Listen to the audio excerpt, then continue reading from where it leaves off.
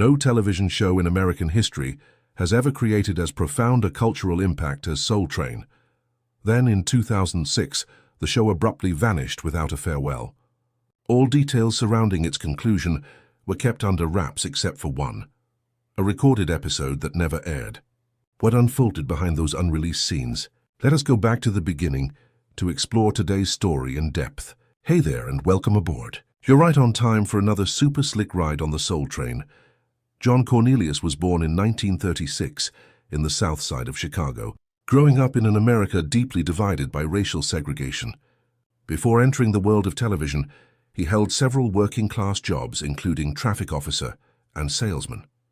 In 1966, he enrolled in a short-term broadcasting course and was soon hired as a reporter at WCIU-TV, a local Chicago station. And if that's your feeling, we'd like to hear about that. Also, we're going to take our first call and find out just what it was there that he conceived and launched a new project called Soul Train, a music program dedicated to the Black community. Soul Train first aired on August 17, 1970 in Chicago. It began with live performances featuring local dancers and guest musicians and quickly made waves. Just over a year later, on October 2, 1971, the show was broadcast nationwide with sponsorship from major companies such as Sears and Johnson Products Company. With its energetic music, bold fashion, and signature dance moves, Soul Train became a television phenomenon. During its golden years, the show featured a lineup of legendary artists. James Brown, Arthur Franklin, Marvin Gaye, Michael Jackson, the Jackson 5 and later LL Cool J, and Mary J. Blige all performed on the Soul Train stage. It wasn't only a platform for singers. It launched the careers of dancers like Rosie Perez, Jody Watley, Clinton Gent and Jeffrey Daniel, who would later join the group Shalamar and teach Michael Jackson the moonwalk technique. One of the program's most iconic segments was the Soul Train line, a dance showcase where two rows of people faced each other, taking turns stepping into the center aisle to perform their own signature moves. It was more than just entertainment. It was a space for self-expression, fashion culture, and personal identity. For viewers, it became a weekly cultural ritual. For participants, it was a chance that could change their lives. Don Cornelius was more than just a host. He served as executive producer, editor, and the creative force behind the show's entire identity. His demeanor, calm, refined, and serious, gave Soul Train a unique character, unlike any other music program of the time. Cornelius delivered not only a stage, but a vision. Television should not be a privilege of any one group, but a space where all cultures are represented truthfully and positively. Over 3 decades, the show aired more than 1,000 episodes, becoming the longest-running music television program of its time. At its peak in the late 1970s and early 1980s, Soul Train averaged weekly ratings of 4.5 to 5.0. Fashion and cosmetics brands targeting the Black community saw it as the perfect promotional platform, further cementing the show's central role in mainstream cultural life. Beyond television, the Soul Train brand expanded into other ventures, music awards, fashion events, and merchandise. Don Cornelius consistently ranked among the most influential figures in Black entertainment. In 1971, Life magazine named him one of the 100 most important Americans. But when a show becomes a cultural icon, it also faces shadows behind the spotlight. And in the case of Soul Train, the shifting tides of the era were something even its founder had to confront. In the next chapter, Soul Train would face a whirlwind that signaled the arrival of a looming crisis, the rift behind the scenes. Don Cornelius had long been known as a strict operator. He not only controlled the content aired, but also intervened in the appearance, costumes, and even choreography of the dancers featured on the show. Rosie Perez, who danced on the program for several seasons, recalled that Cornelius did not tolerate suggestive moves or anything that strayed from the aesthetic framework he approved.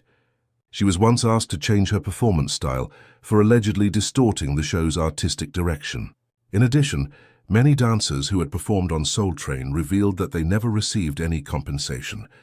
Appearing on national television was seen as a life-changing opportunity, rather than a formal job with contractual pay. Some later expressed feeling exploited, as the show tapped into their creativity and youth without offering equivalent benefits. The biggest conflict stemmed from a domain that seemed unavoidable: music. As hip-hop began to rise as a dominant trend in the late 1980s, Cornelius displayed a notably conservative stance. He believed the genre portrayed too many negative aspects of the black community, from language to violent imagery. In a 1992 interview, he stated bluntly, "I don't want my show to be overtaken by sounds that I don't believe represent anything positive." This opinion immediately sparked divided reactions. Many artists and music producers argued that Cornelius had fallen behind the times. New shows like Yo! MTV Raps and Rap City on BET quickly filled the gap left by Soul Train.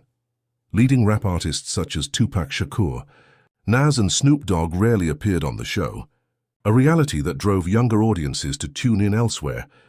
This divergence in content direction led to a clear decline in viewership. While the show still averaged ratings above 4.0 in the early 1980s, by the early 2000s, that number had fallen below 2.0. Local stations began rescheduling or replacing it with fresher, more appealing programs. In 1993, Don Cornelius officially stepped down as host, ending 23 years of consistent on-camera presence. The role was then passed on to new faces like Maestro Clark, Shamar Moore and Dorian Gregory. Although each brought their own energy, none could replicate the calm presence and symbolic authority that Cornelius had embodied. Attempts to revitalize the show by changing hosts, redesigning the stage, and inviting more hip-hop artists were largely seen as temporary fixes. The outdated content foundation, combined with patchy reforms, made it difficult for Soul Train to maintain its competitive appeal. Between 2003 and 2006, the number of episodes produced per season was cut back, and the production team underwent significant changes. The show's internal structure was no longer stable. Some longtime editors resigned. Technical staff moved on to other projects. Mounting production costs and outdated content raised questions among investors about the show's viability. As for Cornelius, he gradually disappeared from public events, nearly ceasing all public commentary. What was once a source of pride now seemed confined to memory. Soul Train continued to air weekly, but it was no longer a cultural cornerstone. Younger artists sought out other stages. New dancers didn't stay long. The program entered a state of stagnation. Then in 2006, during a period when the show had clearly lost its direction, an unusual taping session took place. No one ever disclosed what happened backstage, but from that point forward, Soul Train never returned. The episode banned forever. In March 2006, Soul Train entered what was supposed to be a routine taping session in Los Angeles.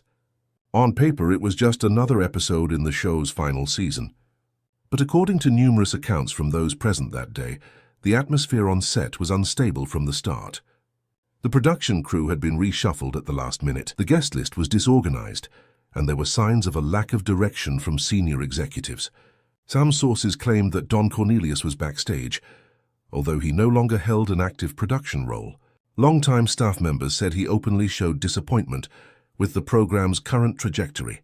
The episode was scheduled to feature a rising hip-hop artist. However, the event began nearly an hour late due to disputes between the artist's representatives and the logistics team. A former editorial staff member revealed that the performance crossed visual boundaries traditionally upheld by Soul Train. It included provocative visual elements, choreography, and costumes that were deemed incompatible with the show's original vision. The controversy escalated when Cornelius reportedly called for a halt to the entire editing process and convened an emergency meeting with the program's distribution partners. One of the major distributors, Tribune Entertainment, withdrew shortly afterward. This withdrawal left Soul Train without a sufficient network to continue national television broadcasts. According to internal data, within 3 weeks of the taping, more than 40% of local affiliates had stopped airing the show.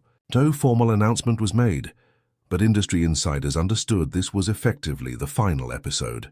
The official website stopped updating.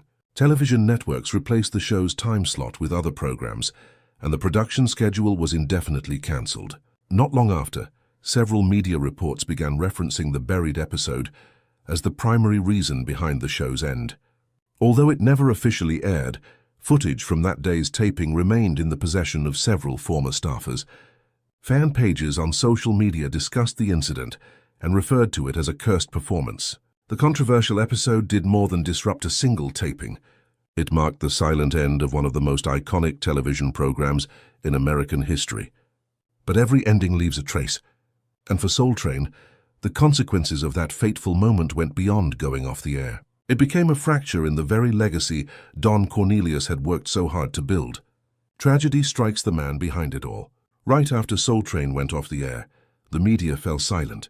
John Cornelius, the man synonymous with the brand since day one, declined all interview requests following the incident. In a brief appearance on a local radio station in 2007, he simply said, "I think it went far enough." From that point on, he almost completely withdrew from public life. Many believed he felt betrayed by the very system he once controlled, when new hands steered the show in a direction he no longer recognized. While the public remained confused, a few former dancers and guest performers began sharing personal reflections. Rosie Perez called the show's sudden end an unnamed sadness. Jorian Gregory, the host during its final stretch, admitted that no one on the team had received clear communication. Many only realized the show was over when the internal taping schedule disappeared from the system.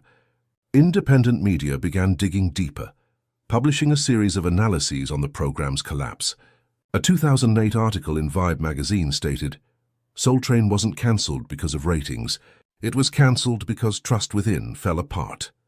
The Soul Train Awards, which had run annually since 1987, continued, but were separated from the original program's brand, though the awards were created by Don Cornelius.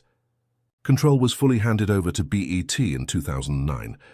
Subsequent ceremonies adopted a more modern tone and rarely referenced the show's golden years.